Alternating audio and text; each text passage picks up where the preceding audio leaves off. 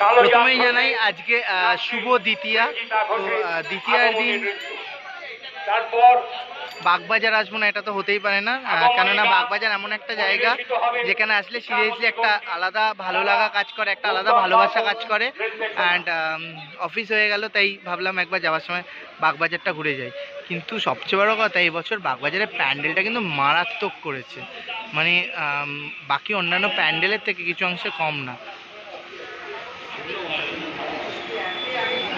লোকে বলে বাগবাজারে শুধুমাত্র ঠাকুরটা দেখতে লোকে আসে, বাট এবছর বাগবাজারে আই থিঙ্ক প্যান্ডেলটা দেখতেও লোকে আসবে। মারাত্মক লাগছে লাইটিং দিয়ে, অনেকটা ডিজনিল্যান্ডের বাড়িগুলোর মতো।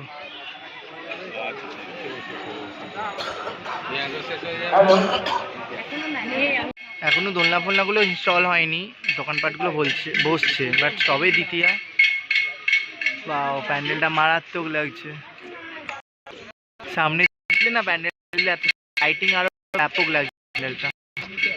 এই হলো বাজার। এই মুখটা দেখলে একটা আলাদা ফিল চলে আসে।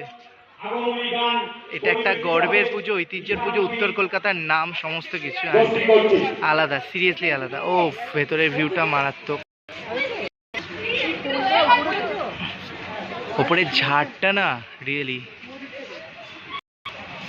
প্রতিবাদের ঝাড়টা দেখতে মারাত্মক লাগে।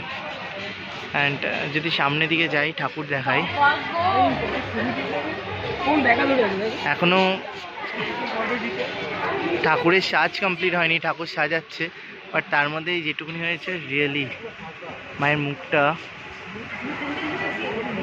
ওয়াও।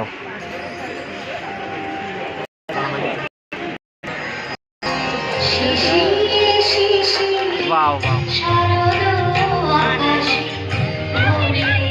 আর তার সাথে যদি এরকম গান বাজে, সিরিয়াস মারাত্মক লাগছে অ্যাম্বিয়েন্সটা অ্যান্ড ওপরের এই ঝাড়টা।